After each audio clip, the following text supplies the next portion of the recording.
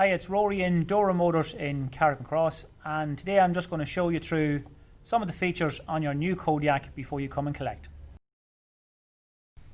Select phone on your screen, go to your mobile phone, settings, Bluetooth, and Skoda 8858 will come up on your screen. Select it, and that is your mobile phone paired to the car. And next is your Apple CarPlay, Android Auto. So depending on what phone you use, Apple CarPlay, and then your Android phone, use Android Auto. On Android Auto, you download or have downloaded your Android Auto app from your Play Store.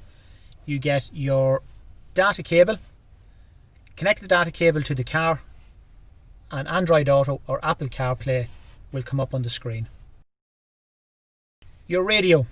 We will have some stations preset for you on your radio, as you will see here. To select your own, go to Station List, select the station you want to pair,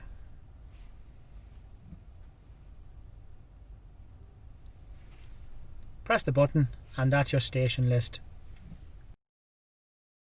Next we have your air conditioning and heating. As you will see, your settings are across the top.